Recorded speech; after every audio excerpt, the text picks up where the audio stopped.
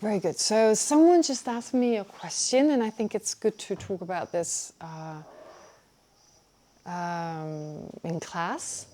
This is about, well, first of all, the account of how the Buddha's teachings were written down.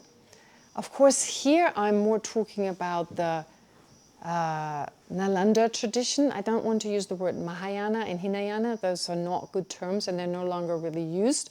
Sometimes the word universal vehicle is used to describe the Nalanda tradition. And then the term fundamental vehicle is, so Nalanda tradition or universal vehicle is used instead of Mahayana. And then for Hinayana, sometimes Theravada is used, or in the Tibetan tradition, they call it Pali tradition, or the fundamental vehicle. It's the foundation of everything. So the Theravada tradition, as it's also called, is the foundation also of the Nalanda tradition. It's the foundation of all of Buddhism. Now, there is a bit of debate. There's a bit of debate on where the Nalanda teachings, so were the teachings of the universal vehicle taught by the Buddha or not? Some scholars disagree. However, the scholars who disagree, they usually take any kind of physical evidence, like, or hear, like what has been passed on. So the teachings of the Buddha, for instance, the Heart Sutra appeared later on, was not publicly known at the time of the Buddha. It was taught from the point of view of the Tibetan tradition, from the point of view of the universal vehicle tradition, it was taught in private. It was taught more in secret. So if you think, so let's just take the perspective, the Tibetan perspective, and you can of course debate with that, but the perspective is that when the Buddha started to teach, he taught, of course, mainly, initially in particular, the Pali tradition, the fundamental vehicle. It makes total sense. It's the foundation of everything. So to prepare people's mind, that is the foundation of everything. And then there were some individuals, and initially there were only a few, that were ready to receive the teachings, not just on the means and methods to become liberated, but also to become enlightened. That is overwhelming. I mean, come on, liberation is already really far off from our ordinary life, right? I mean, renunciation, to leave behind our attachment to all, that is huge. But then even going further to enlightenment, that was overwhelming for many people at the time. And so the Buddha, generally widely known, the teachings the Buddha gave that were widely known were the fundamental vehicle teachings. And to few individuals, in secret, he taught the other teachings. I mean, it was pretty easy to be secret. There was no internet, there was no media, I mean, secret means like it wasn't publicized, that was all. Right? It wasn't like secret, like secret password. And, the way to keep secrecy nowadays is so much harder. But it wasn't publicly announced. It wasn't like, oh, come on, the Buddha is giving his teaching. Hey, you people from the villages and from the great ashrams, let's all get together. No, it wasn't like that. It was kept just for a few people, right? So the Heart Sutra is one example of that. It was just a few. A great assembly. I mean, it wasn't that great. Right? It wasn't like as great as the other assemblies. So the point is, it was more taught to a select group of people. And this select group of people passed it on, again, to individuals who were ready to hear it. But people's minds matured in general. Those who initially received teachings on the Pali tradition, on the fundamental vehicle tradition, at some point their minds were ripe enough to receive the other teachings. And they became publicly known. They became a mainstream teaching after the Buddha had passed away. So the assumption by a lot of people was, therefore, I didn't hear about it when the Buddha was alive. Now I hear about it when the Buddha is gone, so the Buddha didn't teach it. Okay, that was the assumption. Now this reminds me of something a very famous and very clever philosopher once said. You may have heard of him, Ludwig Wittgenstein. He was an Austrian philosopher, later on became British, took on British nationality. Amazing. Some of his statements are very Buddhist, actually, but not what I'm going to say now. But it's really beautiful. He said, and I just want to make sure I get it all. So tell me, he said, he's a 20th century philosopher. He said, tell me, why do people, he talked to a friend, he once asked a friend, why do people always say it was natural for man to assume that the sun went around the earth, rather than the earth was going around the sun? Why? Why do they assume that? And the answer was, well, obviously it just looks as though the sun is going around the earth. Right? It looks as that way. And he says, well, what would it have looked like if it had looked as though the earth was rotating? What would it look like if it looked as if the earth was going around the sun? It would look the same. It would look the same, right? But we assume one because to us that seems the most obvious. Likewise, what would it have looked like if the teachings of the Maya, of the universal vehicle, were given in secret, not to a great amount of people, to many people, and only later on, when people's minds were ready, they became a mainstream teachings, but they were taught by the Buddha. It would look the same. So why do we naturally assume just because they appear later, they couldn't have been taught by the Buddha, right? Of course we don't know.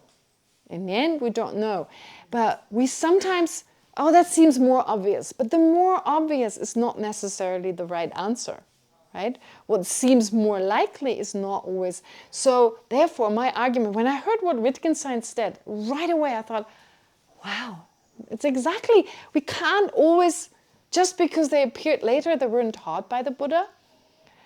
Okay, but there is disagreement and we should be open-minded. I don't want to say it's one over the other. I believe personally, but I have no proof. In fact, I have no proof the Buddha ever taught anything. I wasn't there. All I have is scriptures. All I have other people saying the Buddha gave the Pali teachings. In the end, I don't know. But I know it works. The little bit that I put into practice, the very little, wow, it really works. Whether it takes me all the way to enlightenment, I still don't know. I have no idea, right? But I feel better. My life is easier. My parents think I'm a better daughter. Whatever, you know. Anyway, so it's got its advantage. But yes, there is this whole discussion. And what is important to know is that the Theravada, as it's sometimes described, or the fundamental vehicle, is the foundation of everything.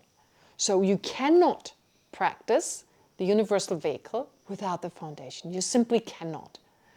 So when I'm talking to you about generate bodhicitta and so forth, I'm not saying forget about the foundation. No, I'm saying this is where you're heading, but don't neglect the foundation. So hopefully I can convey that foundation. So important. So important. That's why the word Hinayana is totally inappropriate. It's not a lower vehicle.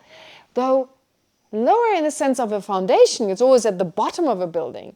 Okay, so where do you put a foundation? At the bottom. In that sense, okay, but not inferior. By no means. Without it, we have nothing. We don't even have the universal vehicle. There's nothing. Nothing is going to work without it.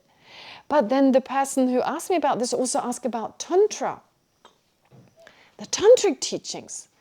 Now, those teachings, when I said previously that the teachings of the universal vehicle were given in secret, this is really just a way of saying they were not given in public, but not secret in the sense in which the Tantric teachings were given. They were really given in secret. In fact, the Tantric texts are written in a way, you read them, you don't understand. It's kind of like a code. It's not really a code, but it's written in such a way that unless someone explains it to you, you won't understand what they're all about, which is different to the non-Tantric teachings, also called the Sutric teachings. They were given totally in secret. And this is where it becomes difficult because there were all these mystical aspects of like the Buddha not appearing as an ordinary monk, but appearing in a different form. That is like, come on, where's the scientific evidence of that? You know, it's like, whoa, especially at this day and age, someone appearing in a different way, whoa. So it may lead to all sorts of wrong views. And of course, these techniques, they were individually applied, like individually to this person and that person, and very different and very strange to some people, these techniques. So secret is best. Keep it secret, keep it totally secret. And therefore, they were kept so secret, the secrecy. And they maintain that to some degree, even nowadays, right? I mean, there's certain teachings you will never find online, right? There's so much you find online, but certain teachings, you can't even find the Tibetan text in Tibetan. It's difficult to find that. Only very select people have it, and they don't easily share it. They don't want for people to have wrong views. The Dalai Lama, it's almost the Dalai Lama, he recently started talking more openly. I mean, recently it's been the last 30 years or 40 years, because there's so many misperceptions. So that's an exception, okay, because there are wrong views on that, therefore it's better to clear it.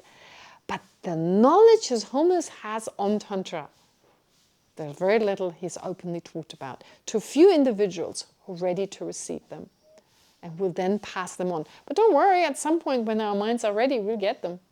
And if the Buddha doesn't come knocking on our doors, do this, I'll teach you, whatever. So, but the Tantric teachings, the point being that it was kept so secret that within that secrecy in the beginning, it was kept so strictly secret that they only appeared, in the 7th, 8th century.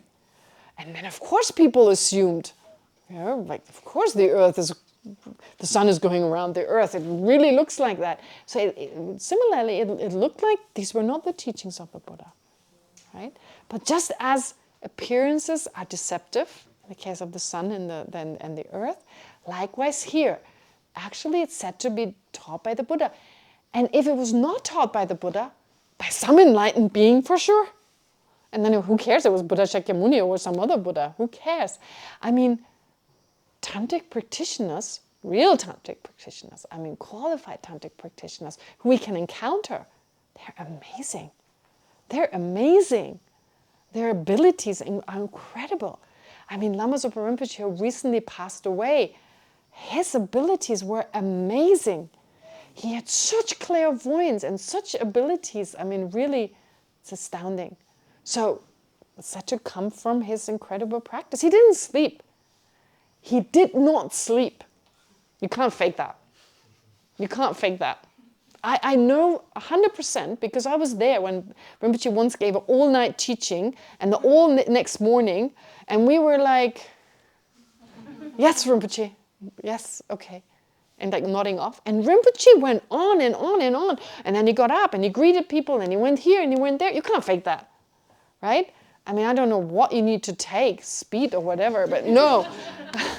Right? No. It's like, and he went on and on and on every day. And the people around him, they were witness to it. He never lied down. He would take a short nap, maybe for a few minutes, and that was it. So unless you have a mind that is trained in these special techniques, no way you can do it. I don't believe His Holiness sleeps either. I just don't believe it. For our sake, he says, sleep a lot. 8 hours are good. Because he knows nowadays we don't get enough sleep. We're too busy online and shopping and we're so busy. Our lives are so busy and we're not calm enough to fall asleep. So it tells us, go to sleep early and sleep 8 hours. I don't believe His Holiness. No way. Right? So they're really advanced practitioners and they are Tantric practitioners. It's known that they are. I mean, His Holiness the Dalai Lama would never give Tantric empowerment unless he was this highly qualified master. So his qualities, they're amazing. So I don't care if it wasn't taught by the Buddha. It was taught by an enlightened Buddha being. So as long as it works, right? But there is a bit of sometimes conflict between some of the traditions when they say this is fake Buddhism, they're polluting the teachings of the Buddha. Some have this view, few, not many, right? And that can create a bit of disharmony, and that is, of course, not something we want to foster at all. So in the end, the answer is, I don't know what the Buddha taught the universal vehicle teachings. Tantra, I don't know. But I don't even know whether he taught the Pali tradition. I wasn't there. And if I was there, maybe a worm somewhere on the other side of the world. I don't think I had the fortune of the Buddha walking over me as a woman, right? So anyway, so that's the answer to this question. But I'm glad the person came and asked it. It's important. This is an issue. But I think through the effort of many great masters nowadays, it's become less of an issue. It is a debate, an subject of debate, and debate is important, but it's not a cause of friction any longer. There's much more harmony between the different traditions. Yeah. Okay, great. All right, so I hope I've addressed all this, and of course if you want to add something to it, we'll have time for questions in 10 minutes. I'll open it for questions. Okay, but let's just add a few more things about the text we're studying here. So a few things I just want to mention. I just wrote down, I put a few notes, that what we really need to understand, I forgot to explain the word paramita, of course, prajna paramita, and I'll explain that in a moment. But one thing that can easily be misunderstood is that people think when we study these great texts, when we study the Perfectional Wisdom Sutra, when we study this text or that text, that this is for intellectual study. And then there's the practice. That is a great misunderstanding. Everything the Buddha taught is meant for practice. In fact, it goes so far that the way we should take any teaching we get, of course we should, if we're interested, of course, only. But if we're interested in Buddhism, I'm not forcing anyone, of course, I said that in the very beginning. But if you're interested, take any teaching you get as personal instruction. It goes as far as that, a personal instruction. How can I use this? How can I bring this into my life? How is this relevant to me? Not how is it relevant to my neighbor, right? Oh, when there's a teaching on anger, oh yeah, my neighbor is so angry. That should really, right? No, forget about your neighbor. No, how does this, have I resentment? And so forth. So to apply it to yourself as a personal instruction. Yeah? And then we, just by studying this text, but just studying it, the study becomes a practice. Right? So we have this sense of like seeing it far away from us. But at the same time, while you're trying to understand it, and of course a certain intellectual effort is needed here. Your understanding won't turn into wisdom right away. It's first an intellectual kind of grasp of what is being taught. But whatever you do understand, start to say, oh, how does this personally, how is this relevant to me? What can I do with it? Use your mind at all times. And so oftentimes you feel like, I've got so many questions. So many questions. And you feel really frustrated. But sometimes it's good to just note down the questions. It gives you at least some order in the questions. Just writing them down. And try to answer them yourself. Right? We're encouraged very much, oftentimes as the style of teaching. In class, you would ask a question and our teacher would say, you can debate that. I won't answer that. You debate it. You discuss it with others. Think about it yourself and see whether you come to an answer. And in some cases, that can be really beneficial. Right? I'm not talking about what is the word in this language and so forth. I mean, you won't figure it out by just thinking about it. You need to look it up. But there's certain questions, especially profound questions, that are the answer is very effective if you come to it yourself. You'll never forget. And you access your own deeper wisdom, your deeper understanding that we all have. But we're too busy with I, me, and mine to access that wisdom. So we need to learn it, trust ourselves, trust our own understanding. And as we continue doing that, you'll find you've got so much wisdom in yourself. And the funniest thing is when you talk about the Dharma, it's like you suddenly say things, it's almost like you're looking at yourself, where does that come from? Right? I mean, I'm in situations where I have no idea what I'm talking about. And then I keep saying, and it just comes out. So I think everyone has that. Everyone has that. And as we talk about it and as we express it, it becomes clearer in our mind. It lends some structure to the whole thing. And understanding arises and we talk about it. It's a spontaneous process we can all do. That's the beauty of it. That's the beauty of having that innate wisdom that is actually not affected by our misperception and so forth. Okay, anyway, but one thing I forgot to mention is, or what I forgot to talk about is, I said the title is the essence of the Prajna Paramita Sutras, or the Prajna Paramita, or the perfection of wisdom, the Bhagavati. So Prajna Paramita in Sanskrit, I want to give you the meaning of that. So it's translated as perfection of wisdom, but that's not a good translation. I mean, it's not a bad translation. It's not a literal translation. It's maybe a better way to put it. Because I don't like the word perfection. I don't like the word perfection. For one reason, because we're obsessed with perfection in the West. I listened to for years. I've been thinking about this, and the other day I thought about. I heard this program on the BBC, and they talked about the problem with perfection. It's we put so much pressure on ourselves to be perfect, which is totally impossible. I would even say that even the Buddha is not perfect. The Buddha still has limitations. He can't wash away my negativities. He can't take away my suffering, right? I mean, perfect, of course, is a term that's relative, or it's a concept that's relative. But perfect means having no limitation. That's my understanding, having no limitation. But the Buddha is limited by our karma, by our karmic actions, right? Therefore, perfection actually doesn't exist. It's as good as it gets. Yes, this wisdom that we're talking about here, the wisdom of a Buddha, is the greatest wisdom we can generate or we can attain as a living being, but it's perfect. Well, perfect depends again what you mean with perfect, but it doesn't induce actions that can take away my suffering. Okay, so in that way, I don't believe in perfection as such. Especially our minds always sees a fault. Right? Our minds always sees faults, and in relation to certain aspects, they can be seen as faulty. We can even say, love is faulty. Love is faulty because it destroys something. It destroys my suffering. Right? I mean, we'll get more into this, the relativity of things. Why we say something is good and why we say something is bad. If we all wanted to suffer, I would here not say, don't be loving. I would say, be angry. Be a little bit more angry. Be a little bit more aggressive. You want to suffer? Okay, here's the answer to all your absence of suffering, right? Be more aggressive. Be more. But we don't want that. That's why we say anger is bad. Because what we want is peace of mind. We want happiness. Therefore, we say suffering is bad, right?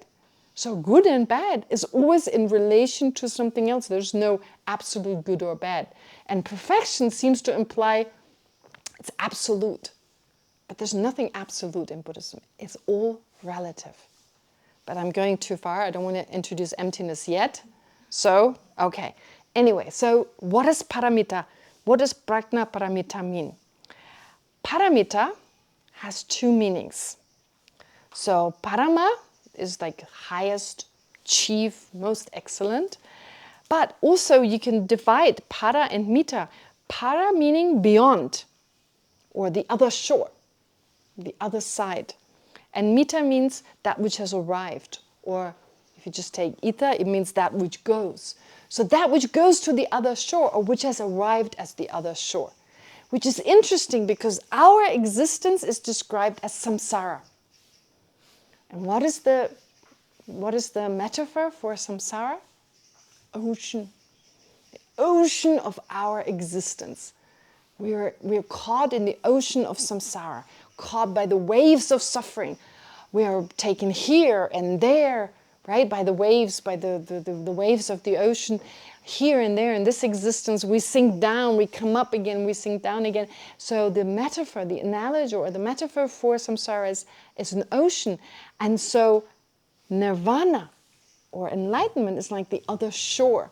We are on that side of the ocean, right? And the other shore, where it's like refuge. Sometimes refuge is described as like a boat that takes you to the other shore. So there are all these metaphors that are used. So we're caught in the ocean of samsara. We need the boat of refuge, the Buddha who takes us on, until we get to the other shore, and then we can leave the boat behind. We don't need to take refuge any longer. Right? When you study refuge, you're told you take refuge for that long until you no longer take refuge. Okay. Anyway, so having said all this, therefore, paramita, so prajna just means wisdom, is usually translated as wisdom, and paramita is that the wisdom has gone beyond. So perfection of wisdom is really just saying extraordinary wisdom that is beyond our ordinary wisdom understanding.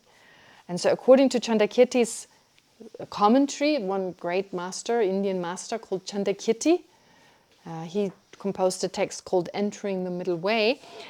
He says that the other shore basically refers to Buddhahood. So our mind is the contaminated mind, contaminated by ignorance.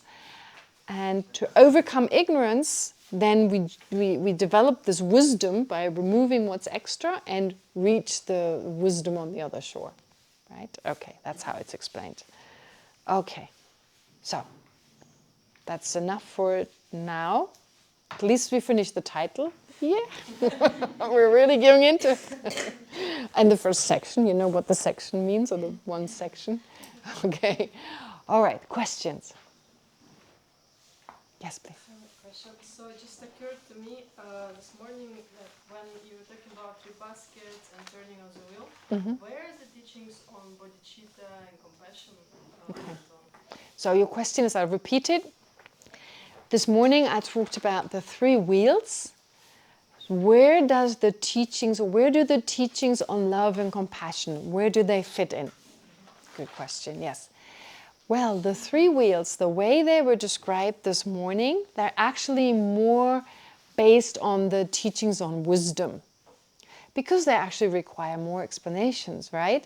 I mean, compassion and love, they're difficult, they're not easily understood, they're easily misunderstood, but they don't require the same kind of amount of teachings as does emptiness, for instance, require. So it's kind of neglected a little bit in that explanation. So it's important you ask, where does it fit in? Actually, the Buddha taught about love and compassion all the time, during the first wheel, during the second wheel, and the third wheel as well. However, the first wheel, during the teachings of the first wheel, the emphasis was more, and I'm saying the emphasis, but it's because we're not saying the Buddha didn't teach on enlightenment, but the emphasis was more on liberation. Like I said, people's minds weren't ready yet. And so most people, they needed to hear these teachings on liberation, and that's what the Buddha taught first. But he did stress, and you can't become liberated without this incredible love, and there's some debate, because we distinguish between love and great love, compassion and great compassion. So, does a person who wants to be liberated have great love or great compassion? And usually the answer is no. But then you need to define very carefully, what does great love mean? Sometimes people say love for all sentient beings. How can you say a person wants to become liberated, they don't have love for all sentient beings? Which sentient beings do they exclude? It doesn't make sense to me at all. Even in the Tibetan scriptures that I study, they say that sometimes. I couldn't disagree more. And I have the right to disagree, of course. I can disagree with the Buddha. It's encouraged. I mean, I could be totally wrong, or the Buddha could be interpretative teaching. But anyway, I'm not saying the Buddha said this. This is in some of the texts that I studied, that great compassion focuses on all sentient beings. No, but a being who wants to become liberated, who leaves behind all self-centeredness, all self-grasping, they do. There's no selfish arhat. There's no selfish liberated person. Forget about it. They're as selfless as you can get. Selfless in the sense of altruistic. I mean, very altruistic. And they have compassion for all sentient beings and love for all sentient beings. There's only one difference, which doesn't make it great love. They don't take personal responsibility. I want to protect all sentient beings. Right? I want to do this. This is different. here the tendency is towards, of course, becoming enlightened. And enlightenment is not the end goal. Enlightenment is only a means to an end. The benefit of all sentient beings. That's why we want to become enlightened. It's like if you want to get water and you ask for a glass. What you really want is the water. The glass is only a means to an end. Enlightenment is like the glass. The water is the benefit of all sentient beings. So that is not stressed. It's not necessary for liberation, right? And it is overwhelming, let's face it. I can't even look after myself. All sentient beings, I'm just going through the motions, like, yeah, all sentient beings, but honestly, this is really, really, really difficult. And it makes total sense that the Buddha taught liberation, because some people were like, no, I can't. This is too much. Let's get me out of it. And of course, liberation continues on then to Buddhahood. Anyone who becomes liberated from a point of view of the Nalanda tradition, everyone will become enlightened. Liberation is just a stopover. Okay? So the point, therefore, is they have arhats, they have love for all sentient beings, compassion for all sentient beings. But however, unless they tend towards the goal of enlightenment, that I'll do it for all sentient beings, that is not there yet. Okay? That needs to be developed. And that's the difference. So that is a different kind of love and compassion, slightly different, of like taking personal responsibility in general. But here, of course, they can also be it can also be practitioners who mainly work towards liberation, and still they want to protect all sentient beings. There's no contradiction, but it's not necessary. So, in answer to your question, since we need love and compassion to become liberated and for enlightenment, of course the Buddha taught it. During the first wheel, during the second wheel, during the third wheel. But there are not that many different levels of Vaibhashika compassion and Sautantrika compassion. They're all compassion, right? So that's why you don't need all this explanation. But implicit in the Heart Sutra, for instance, love and compassion are implicitly taught. Just not with those words, but they're implied, and we'll talk about that. Yeah. But it was an important question. Yes, please. Can you talk about the self-cherishing, but more from the standpoint of, I feel like the superior self is always talked about, but not that inferior self, which is the one that can lead to like deep depression and suicide. So like that really negative side. Okay. But it's still like self-obsession too. That's a really important issue. There's an important issue because we have a problem in the West nowadays that's called self-hatred. How do I distinguish between giving up self-cherishing versus giving up myself and basically killing myself? I mean, self-hatred and so forth, really important. And what is so funny, and some of you may have heard me say that because it's so hilarious, this is a new phenomenon, I think, because the Tibetans don't even know traditionally what we're talking about. There's no word for that, self-hatred. They don't have a term for it.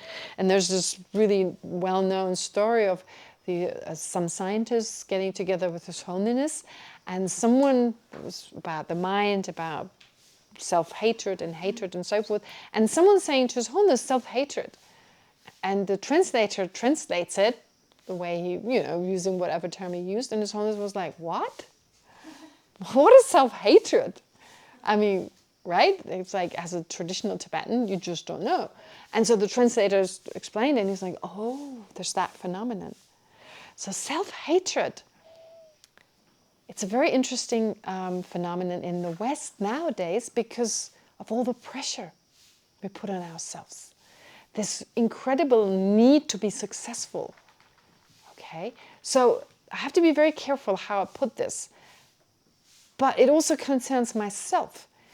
You see, the 21st century is sometimes called the century of the self. Have you heard that expression? Actually, a nephew of Sigmund Freud figured out, some time ago, there's a documentary about it, it's really interesting. He was involved in modern advertisement. And he figured out a way to get the ego going through advertisement. Be special, drink Coca-Cola. be different from everyone else, wear Levi's jeans, right? We all know these commercials. It's like commercials are all around us, and they're so clever. They're so clever in the message they convey, the messages that they convey. You can be perfect. You want to be the perfect guy, you drive a Mercedes or whatever, right? So they suggest this image of you being special, being different. It's you versus the rest of the world. The lone Marlboro man, right? You all grew up, some of you grew up with the Marlboro Man, right? Now they're banned, these advertisements are banned. But I remember in front of my high school, there was the Marlboro Man. He was so cool with his head and his being in the middle of nowhere and fending for himself. So that's the century of the self, and it's been very much fostered. I'm not saying we're more selfish, but there's a lot more me, I. It's more emphasized, right? And there's also more my success, my failure. My success is so important, and my failure is unbearable. I cannot fail, right? I mean, I have lovely relatives, I have a lovely brother who's the sweetest person. Everyone would like him. Every one of you would like him, but he's got this perfectionism and he hates himself when he doesn't get it right? It's incredible. So there's this deep depression. He doesn't care if his neighbor doesn't get it right? I'm the same. Of course, I'm the same. If I fail, oh my God. Others? Never mind, right? Okay. So we live at this age of self-cherishing that has been fostered by the environment. And of course, people work harder if it's for themselves. I mean, communism has shown community work, right? If I get my own profit. So all this whole situation, the modern world has fostered this. And what comes in there is this illusion that you can be perfect. And if you're not, you're a failure. And that's where self-hatred comes from.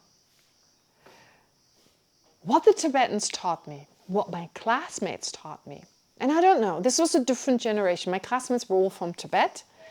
Most of them had already studied for many years. I had a very special class because most of my classmates had been in monasteries and had studied already 7 years. They were already very proficient in debates. I was very fortunate. And they came from Tibet, and they were this tradition. They were not competitive. It was incredible. There was no competitiveness. When the other one did well, they rejoiced. There was so much joy. They were so joyful because they weren't competitive. That was incredible. There was no competitiveness. Like this joy for others. So jealousy is such a painful emotion. I mean, no one said, I had a great weekend. I was jealous the whole time. Right? This joke I actually stole from someone. This is a Rubina Curtin joke. I once listened to her teachings. I thought that was such a great joke. No, you don't have a great weekend after being jealous. We all feel miserable. So, but it's all this competitiveness and emphasizing the self. We've turned that into a self-obsession. I mean, emphasizing the self is not necessarily a bad thing, but we're taking it to an extreme. And so there's this self-hatred. There's not being able to bear the success of another person, right? We have a time. Let's all face it. I mean, envy is a problem. It is a problem at this day and age. And so it all destroys our happiness in the end. And it comes from that self-cherishing. But self-cherishing is not the same as self-love, right? Self-love is realistic. It's not saying I have to be better than anyone else. How can I put that much pressure on me? How can I put the pressure on myself to be number one? That's not fair. I wouldn't do this to my kids, right? There are some mothers, of course, that want their children to be but that's pretty harsh, isn't it? If you want your children always to be number one, that pressure. Well, that pressure we put on ourselves. Sometimes we do things onto ourselves we would never do to someone else, right? I need to be better. I need to be. And we have to start with ourselves. We can only really want others to be well if we love ourselves, to give ourselves a break, to be okay, to be second or even last. It's okay to be last. You still, I keep saying this to my nephew and nieces, you're still the first of something, just starting at the end. You're still the first. You just need to look at it from the other side. Now you're the first, but just from the other side. They don't like me to say that, but they're still little, so anyway. But the point is, it starts with this, and we have, the modern age has a lot of advantages, right? You have the teachings of the Buddha at the click of your finger, at the click of a mouse. However, that's our challenge. That's our challenge. So to learn to love ourselves, to learn to be happy with ourselves even though we failed. And to take the time when you feel like really low about yourself and say, okay, I'm not that good in that one, but I'm good at that. And at the very least, I have Buddha nature, right? Yeah, to really make that time. Make some time. We're too busy. We don't have the time to do that. We have to make time. This is a good opportunity. Today, from today onwards, you're in silence. So you're just with yourself. Get to know yourself. Learn to be comfortable with yourself. You're as good as you are. There's room for improvement, but the way you are right now, it's wonderful. There's not a single one of you who hasn't something incredibly important to contribute to this world. So we need to all realize that, just a sec. We have to realize that. And so here, am I thinking I'm more important and I need to be better than everyone else? Or am I saying I'm equally important, but therefore I am important? My well-being is important, but it's being loving and kind. Those qualities are important, not to be number one. Yeah? This is a long process, though. I need to warn you to learn this, because I'm working on this the whole time, right? But the more you do it, the more you learn to love and accept yourself, to be okay with you. And I'm not just looking at you, I'm just looking at you because you asked the question. I'm looking at all of you, and I should really take a mirror and say, talk to myself. So therefore, this distinction is really important. Thank you for asking that question. And you wanted to add something? Yeah, I'm asking you this from a very personal, recent traumatic experience. Yes. Does mercy killing put a limit to compassion? Does which? What? Mercy killing. Mercy killing. Put a limit to compassion. Do you want me to tell you the background? If you don't mind, yes, maybe it's better. We had to put to sleep our favorite sentient being, our favorite golden retriever last month. Okay. Oh. And in my family, with my wife and my daughter, this was kind of extremely traumatic. And the debate was, he's 13 years old, he was ill. Let him go on his own. We just can't see his suffering anymore. Yeah. Okay. So Yes. I've often debated this in the last month or so. That is there a limit? Is there a boundary to compassion? Okay. I don't think that mercy killing is an obstruction to compassion. In fact, mercy killing can be motivated by compassion. Okay. But this is a difficult one. That is a really, really, really difficult issue. And I tell you why. My sister is a vet. My sister is a veterinarian. And she puts down pets. She just put down her 16-year-old Australian collie or something, Australian shepherd, or I don't forget, a beautiful dog. Anyway, put him down. It's so difficult. It's so difficult. I mean, she put him to sleep. So difficult, this issue. I mean, talking about animals, talking about human beings. What about euthanasia? What about euthanasia? What about I am suffering so much that my mind is negative the whole time. I cannot be calm. I cannot be anything. I have this unbearable pain, and all I want is to be released from it. I would request you, please help me, right? So for humans, that's a whole different matter. But also with animals. I mean, oh my God, dogs are such incredible animals, really. They're so selfless in their love. I mean, I love anyone. I could never love as many people as dogs can love. It feels like that. I mean, definitely, at this point, I definitely don't love as many people as dogs love, right? I mean, even Hitler's dog, I'm sure he loved Hitler. I mean, amazing, right? So the thing is, living beings, they're so precious and their lives are so precious. But therefore, love and compassion, we never know what's better. We don't know. A Buddha would know what's best. But if this living being is suffering and suffering and suffering, and you see it's unbearable, of course it's difficult for you to bear, but it's also difficult to just know this animal is suffering. So if you really are totally concerned with this animal, then I think it is to a certain degree acceptable. I mean, I don't know. I really can't say put down an animal. I can't say, but you may have done this being a great favor. So there's always a whole discussion about it. Is it worse? We don't know. Is it worse? Maybe they're born in an even worse state.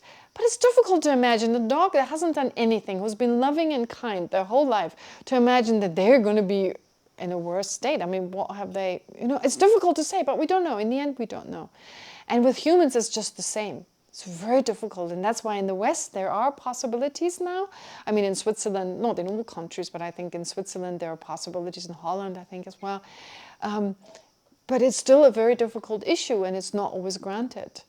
So it is said, there is this story, of course, of the Buddha. You may have heard of him, where even the Buddha actually killed someone. He killed someone. He killed, as a bodhisattva, he killed someone else who he knew he was going to kill 999 other people, and do this incredible engage in that negative act that would harm him mainly, but also harm these 999 people and their relatives and so forth. And so out of this great compassion, he killed this being. He couldn't do anything else. He couldn't, he had to kill him. And that takes us to situations such as Hitler. If people had known what he had done, honestly, I think we would have done him a great favor if we've killed him before he started the Second World War. We would have really done him a favor. Of course, millions and millions of people who he directly or indirectly killed as well, but we would have done him a great favor, right? But we're always more clever in retrospect. We always know better later on, of course. But the point is that when we say non-violence, violence is a mental act more than anything.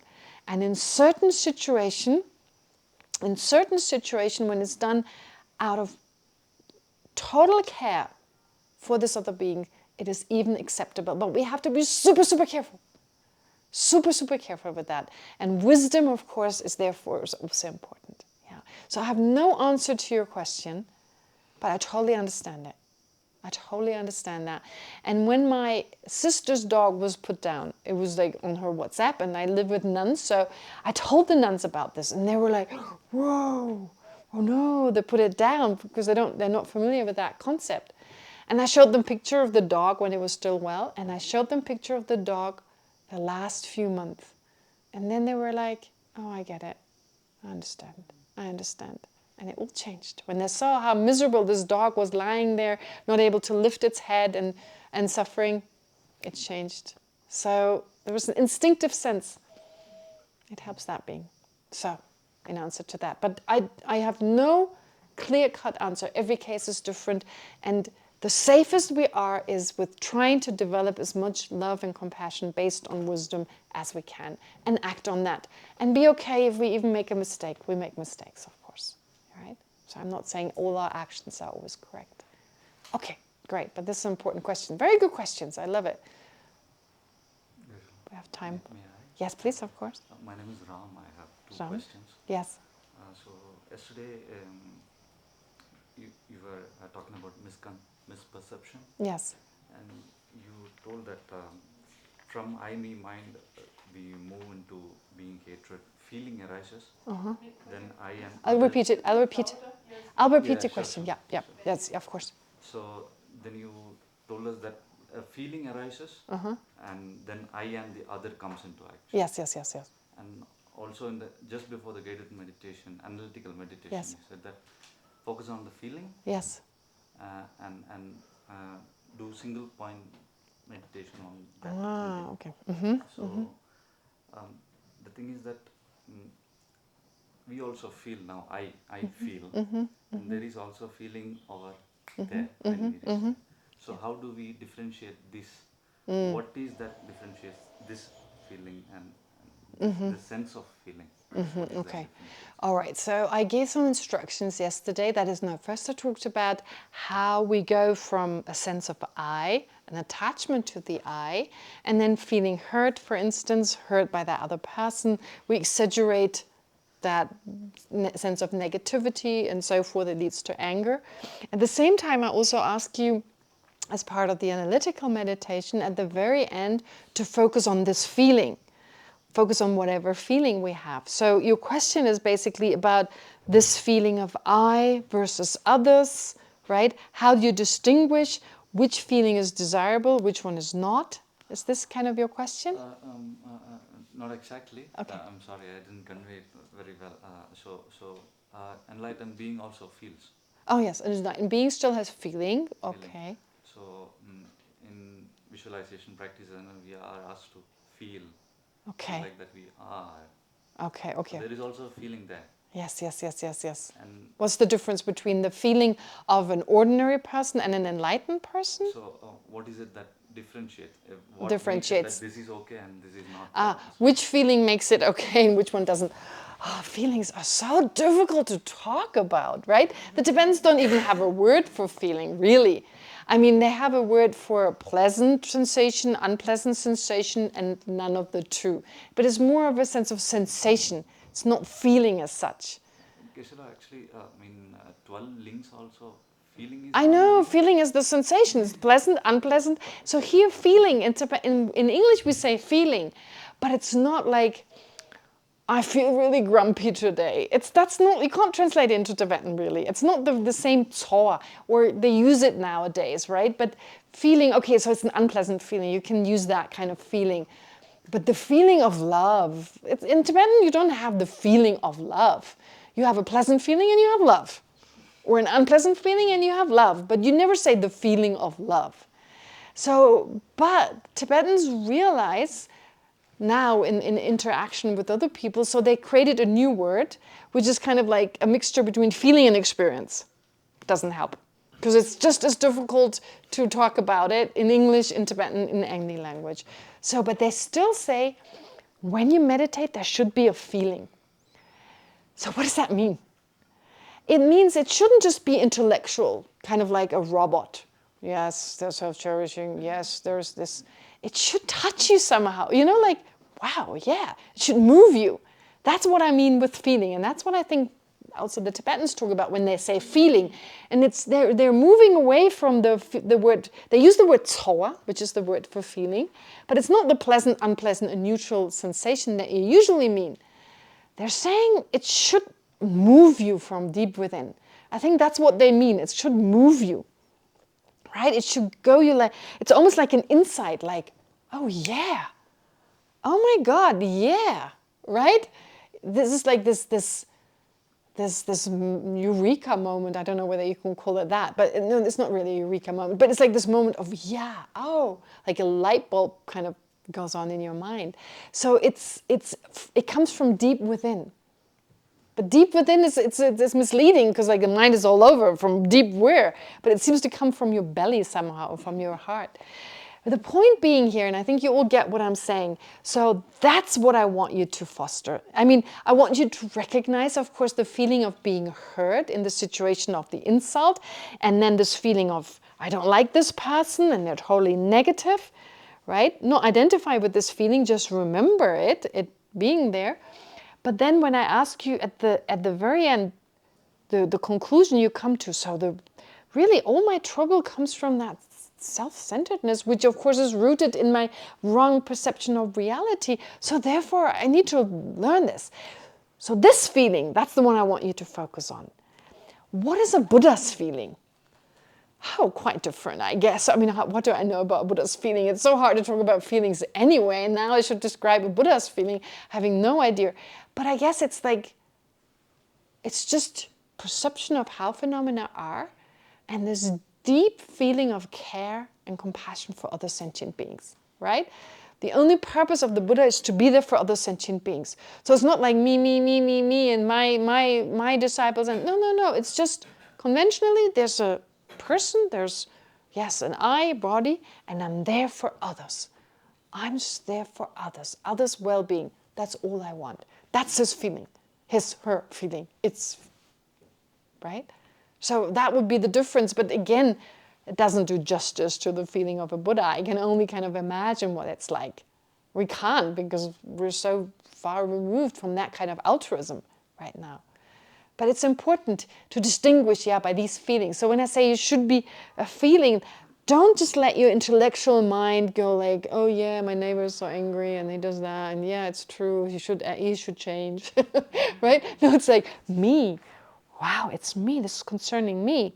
So how can I need to, so it's like really the feeling here is more like being moved, right? Being moved in such a way that would change things.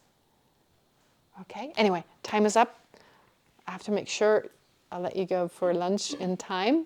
Today's not a problem. From tomorrow on, you'll know why it's important. Okay, so please have your lunch. Please go first. Don't wait for me. Go ahead, and I'll see you again at 3:30. Is that right? Yes. 3:30, after the discussion group. So, discussion. What I would like you to talk about is basically self-centeredness versus self-love. It's very important to understand the distinction between the two. So if you can talk about that. As well as, or alternatively, I leave it up to you. So whoever starts the discussion, there's actually no problem in discussing this and not discussing that. But also getting a better sense of what are we talking about when we say I? What is this I? What are we talking about? And how does this lead to this exaggerated self-centeredness and to other afflictions? Yeah, if you want to discuss that. And maybe, is self-centeredness always bad? Can it be helpful? What about afflictions? Can they be good? Can they be bad? So these would be issues that I would like you to think about and of course also discuss. All right, and enjoy lunch, enjoy your break.